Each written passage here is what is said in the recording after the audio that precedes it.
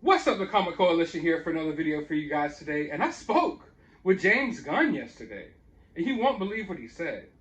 But before I get into that, let me give you a little bit of a backstory about what's going on here. Now, a couple of days ago, James Gunn announced that he was going to be releasing the trailer to The Suicide Squad. Now, of course, that was met with a lot of excitement, but it was also met with a lot of anger.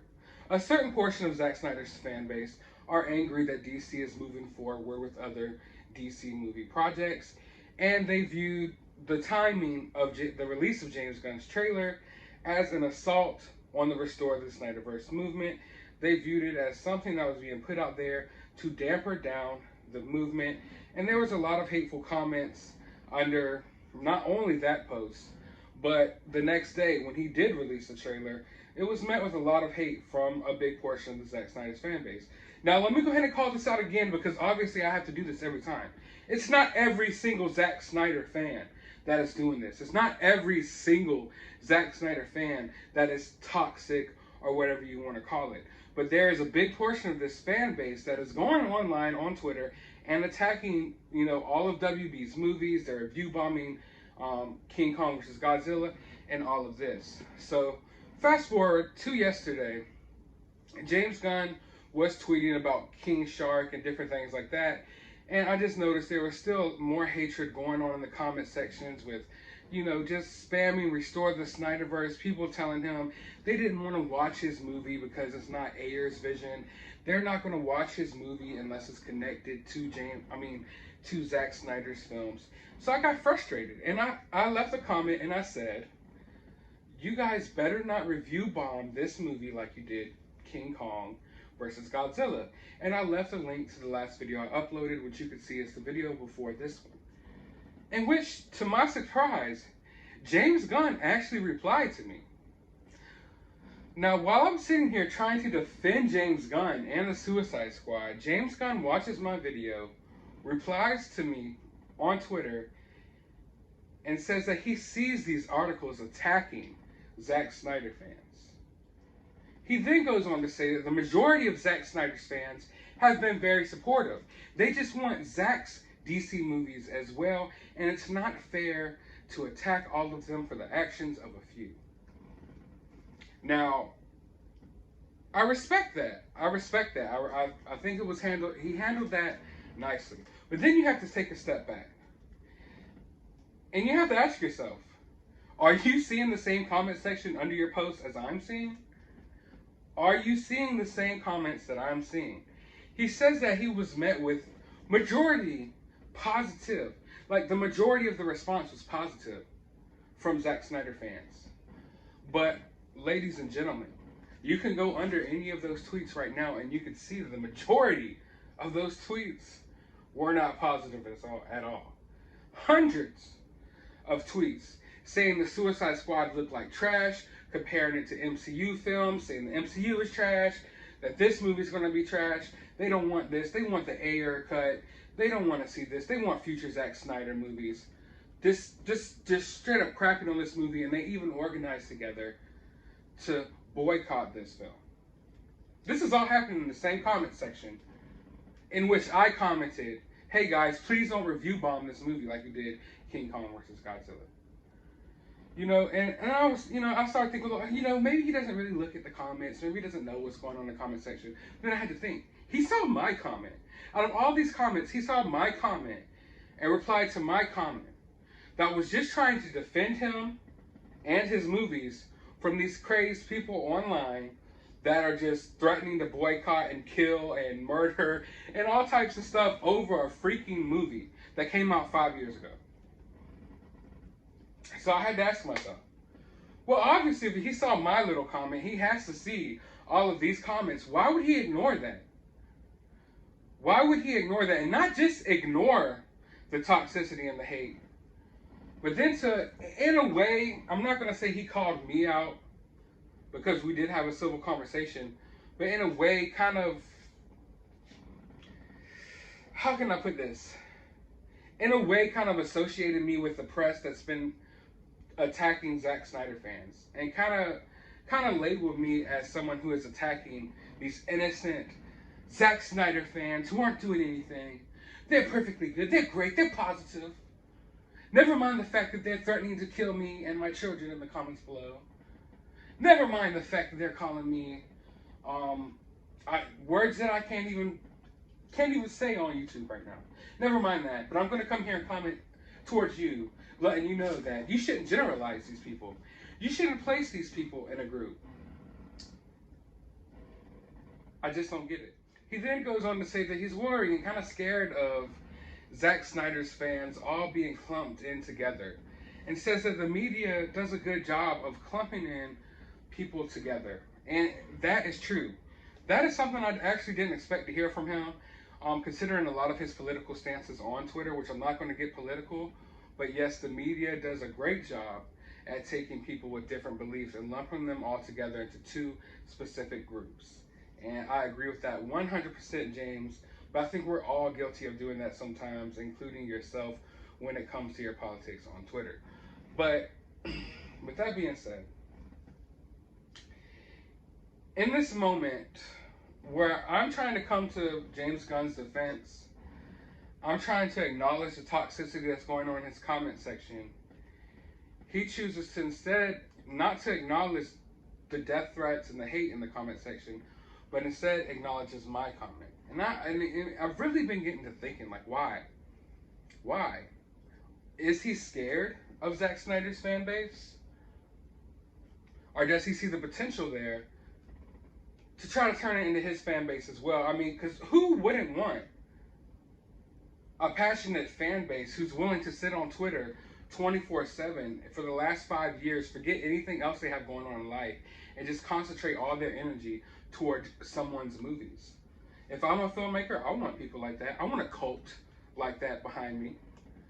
Also, if you're a filmmaker and you're putting out this DC product and you see that this fan base is raging and going crazy and they're sending death threats to WB executives and they're boycotting movies and stuff like that, you don't want to get on these people's bad side. So I really feel like a lot of that comment comes from James Gunn, you know, halfway being kind of scared of this fan base and how they could turn on him in a heartbeat, which they will. Or you have to equate it to maybe he wants to take advantage of this fan base as well. Now, of course, you could be a fan of one thing and be a fan of another. And that's what I'm stressing here.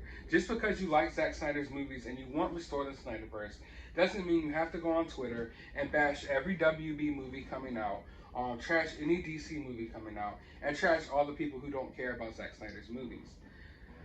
But when you call out the toxicity and try to defend a filmmaker from these people, and instead of the filmmaker acknowledging all of these people who are being toxic towards him in his film, and instead acknowledging the person who's defending him, I mean, it raises a lot of questions. It raises a lot of questions, and you have to view it as almost like you're enabling these people.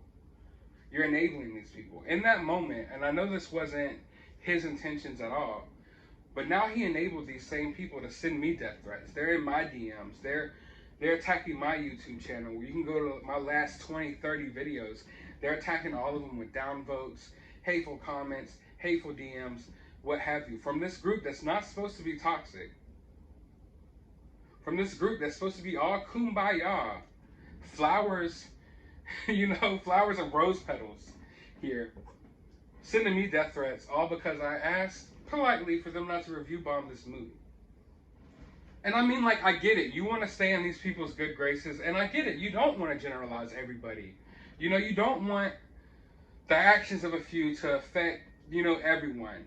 But that's how the world works. When you're part of these movements and you don't call out the toxicity and you don't acknowledge the wrongdoings that's going on, then you're lumped in together with those people. I mean, it's so bad that James Gunn replied to my comment, and you can go right now on Twitter. Under his comment, you literally have those same people letting him know, like, hey, we're not watching your movie.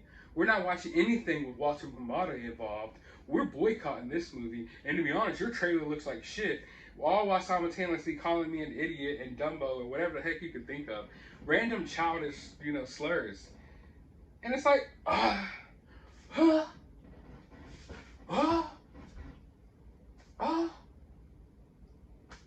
here's the people you're defending. they're right here, literally, even after you defend them and throw me under the bus, kind of, boycotting your movie. Here I am with a wall full of your action figures from your Guardians of the Galaxy movie. Thousands of Suicide Squad comics. You know, I actually spend money on these products. Unlike these Zack Snyder fans who, I don't see how most of them even have a job. They're on Twitter 24/7 talking about a goddamn 5-year-old piece of garbage movie. But let me not get into that rant. Let me not stoop down to that level. Let me just not go there. But mark my words, and if you're watching this, James Gunn, I want you to remember the little conversation we had. I want you to remember it. I want you to tuck it away in a little piece of your brain. And I want you to think about it when this movie comes out. And your movie gets crap reviews from a bunch of people who don't care anything about your characters, don't care anything about you. All they care about is Zack Snyder. When this movie comes out, and you see people hating on it online and just trashing it for no reason, remember the conversation that we had. Remember it. But even with all that being said, I want to acknowledge myself that a lot of times maybe I do kind of generalize Snyder fans. But the majority of the interaction I've had with Snyder fans online have been negative. I can only think of maybe 1 or 2 positive interactions I've had with Snyder fans online. Now, if you like Zack Snyder's movies, or you're indifferent to them, or you simply don't post about it on Twitter or on Facebook or on YouTube or on Instagram, chances are you've never seen this toxic side of the fan base.